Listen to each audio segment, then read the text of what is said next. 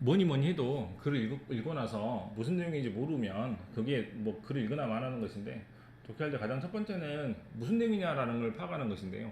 영어에서는 대놓고 신호를 줍니다. 신호.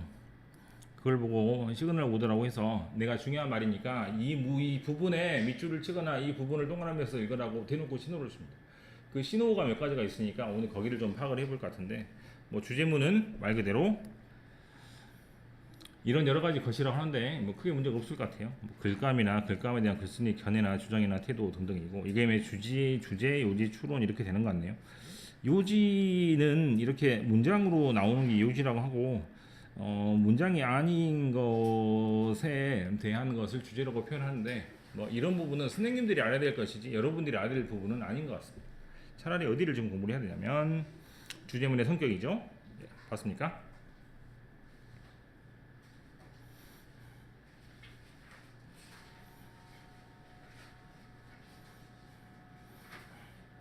주제는 너무 퍼져도 안 됩니다. 주제는 너무 작아서도 안 됩니다. 주제는 여기 부분을 그대로 가지고 있어야 돼요.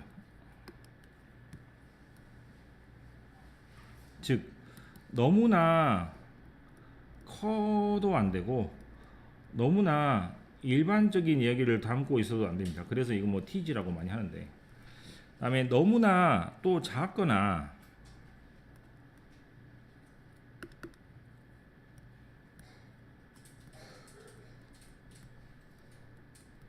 너무나 지엽적인 것은 안 되고, 그래 정확하게 주제라는 것이 어느 정도가 돼야 되냐면 여기 있는 것처럼 단 것, 죽은 벌레, 과일은 개미가 좋아하는 음식이다. 어떤 개미들은 다른 개미나 심지어 자신의 알을 먹기도 한다.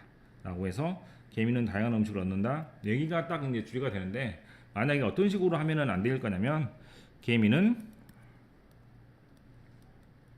못 먹는 것이 없다. 그럼 너무 넓어지겠죠? 그래서 주제가 안 되는 것이고, 만약에 너무나 좁게 개미는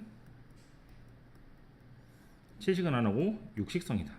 이렇게 하면 너무나 작아지면 있고 역시 주제가 안 되는 것입니다. 그래 주제를 찾을 때 틀리는 사람은 여기서 틀리는 부분이기 때문에 너무나 넓거나 너무나 좁으면 주제가 아니라고 생각하시면 되겠어요. 그 다음 보충 설명. 이게 있네요. 미니 테스트 한번 해볼까요? 다음은 하나 글에서 발췌한 문장이다. 주제문이면 T, 주제문을 뒷받침하는 보충 설명이면 D를 고르시오. 어렵다 단어가. 막상 보니까. 스태티스틱스 뭐라고 적어? 통계학은 can help us, 우리를 어떻게 도움을 줄 수 있냐면 learn, 배울 수 있도록, more about people, 뭐에 대해서, 사람들에 대해서 배울 수 있게 도와주는 것이 통계학입니다. 주제문일까요? 아니 주제를 설명하는 글일까요? 주제문이 되겠죠. 2번 We can also 밑줄, There are many ways 밑줄. also는 무슨 말? 또한. There are many ways는 여러 다른 방법이 있습니다. 이런 식으로 설명을 하는 글은 아예 이렇게 대놓고 신호가 있다라고 생각하셔도 되겠습니다. 주제문의 단서입니다. 이게 오늘 중요한 것인데, 포괄적 의미의 어구가 있다. 이거는 찾을 수가 없어요. 말 그대로 글을 읽어야 됩니다. 주장을 나타내는 표현이 있다. 이건 빌표합시다. 항으로 적어 해야 한다. 괄호치고 적어 명령문. 이거는 개인적인 주장을 나타내는 것이죠. 즉 객관적인 사실은 나타내는 것은 아닙니다만 뭐뭐 해야 된다라는 표현이 있으면 백발백중 중요합니다. 백발백중이. 뭐뭐 해야 되는 표현은 어떤 것들이 있어? 첫 번째 should, 두 번째 have to, 세 번째 must, 다음에 important, 이건 나중에 할게요. 이거는. 그래서 이따가 문제를 풀 때 주제문을 빨리 찾을 수가 있어요. should 보이면 그냥 밑줄 치면 돼. 해석도 하지 말고. 오늘은 그거밖에 안 할 거야.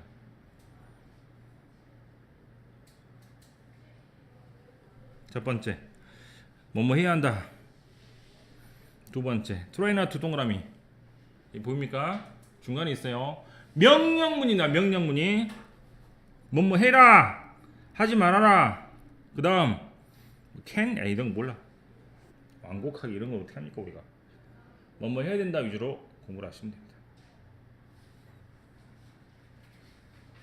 그 다음 3번 역시 중요합니다. 한글로 뭐라고 적어? 그러나 나오면 동그라미 해야 돼. 나도 동그라미 하는데. 그러나 대표적으로 벗이나 후회보고 등등이 있는데요. 지금 반드시 적어야 될 그러나라는 단어 중에 가장 중요한 것은 대문자로 적으십시오. 문장 맨 앞에 올려야 됩니다. 대문자로 적으십시오. still 그럼에도 불구하고입니다.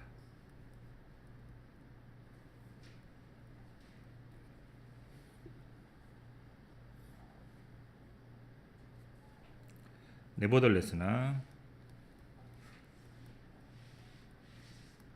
넌덜레스도 그럼에도 불구하고라는 뜻입니다.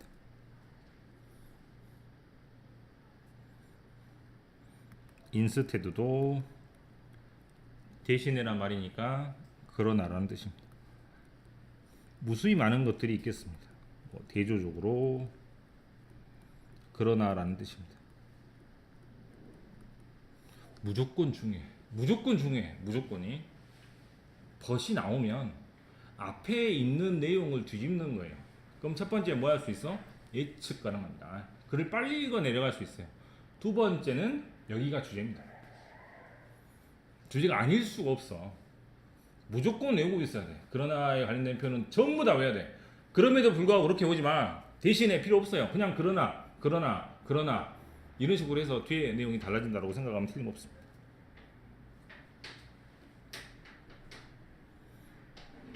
됐어요? while이란 단어가 반면에라고 쓰일 때가 있습니다.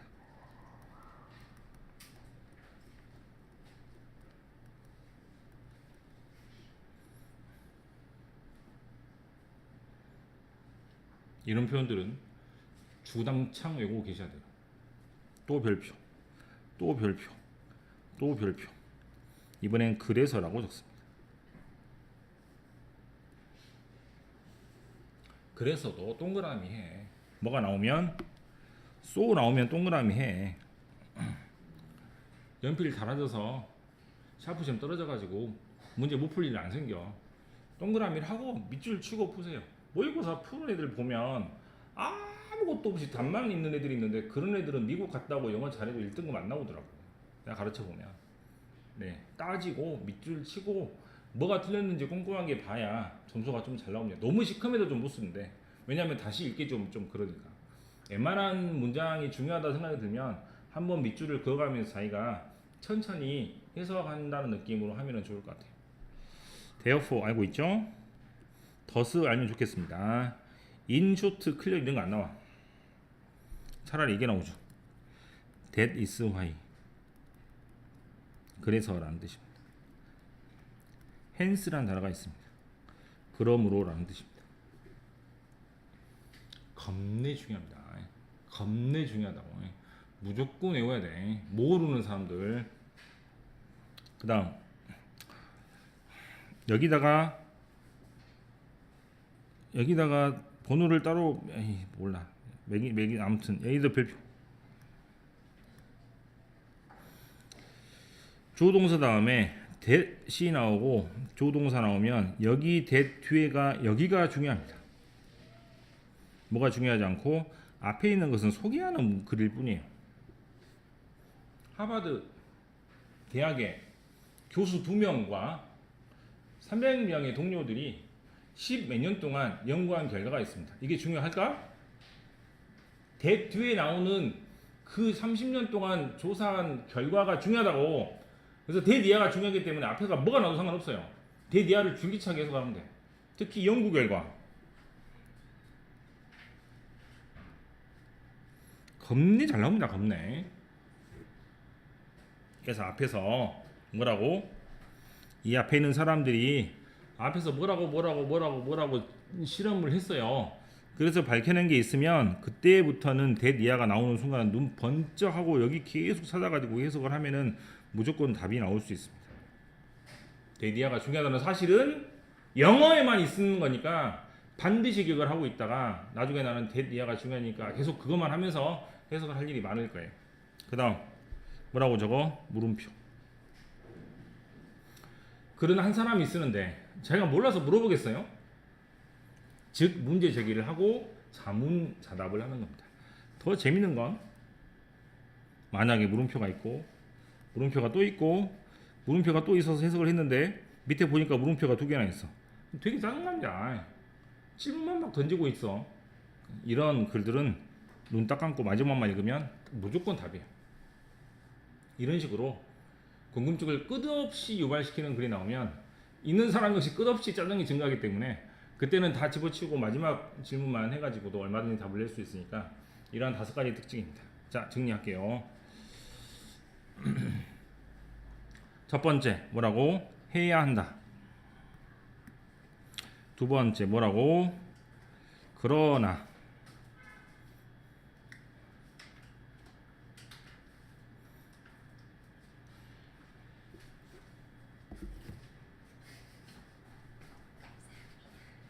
세 번째 뭐라고?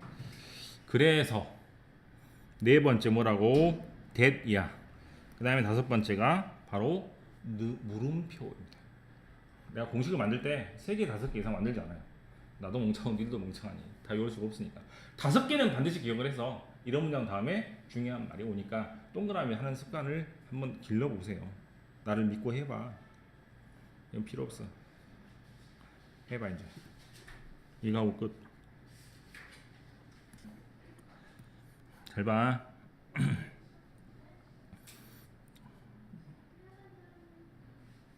주행을 고르시오. 이거 보이냐? for example. 아 이거 너무 글자 잡아서. 그러면 맨 앞에 문장이 주제가 됩니다. 주제를 쓰고 뒤에서 예를 든다고 생각하시면 될 것 같아요. 자, 봐봐. 5번이 should라는 표현이 있으면 밑줄을 쳐야 돼. 평상시에도. 그 다음 6번 여기 should 보이죠? 5번입니다. 다음 글에서 간문장의 역할을 파악한 후 알맞은 글의 구조를 보기 중에서 고르시오. 비문학을 국어 시간에 접근할 때 굉장히 이런 부분을 많이 접근한다고 들었고 저도 이제 이런 식으로 많이 수업을 하는 편인데요. 글의 구조를 파악하면 어디서 문제가 나올지 많이 알 수 있습니다. 즉 예시를 내는 예시 문장에서는 많이 문제가 안 나오고 주제문에서 나온다고 생각하면 되겠죠. 사실은. 그래서 예시 문장이 여기 있기 때문에 즉 여기에 속합니다. 주제 문장이 맨 위에 있는. 됐습니까? 얘 같은 경우는 however와 must와 that 이하가 뒤에서 폭발적으로 나오고 있습니다. 결국 이 주제 문장은 마지막에 있다라고 생각해서 10원 구조라고 생각하시면 되겠죠. 어떤지 알겠습니까? 주제문을 파악하는 5가지 신호에 대해서 배웠고 이것은 고등학교 1학년 독해를 시작할 때 가장 중요한 부분이면서 어떤 글을 읽더라도 국어를 읽더라도 나중에 뭐 그래서나 그러나라는 부분이 있으면 습관적으로 밑줄 쳐가지고 푸시면 될 것 같아요. 아빠는 여기까지도 할 수 있겠는데 아까 좀 나갔다 가지고 여기는 못할 테니 여기는 뭐 여러분 손에 좀 맡기고 숙제가 있으니까 숙제를 해가지고 스터디짐에 넘겨오십시오. 안 그러면 그거 해석 다 해봐야 됩니다. 그래서 우선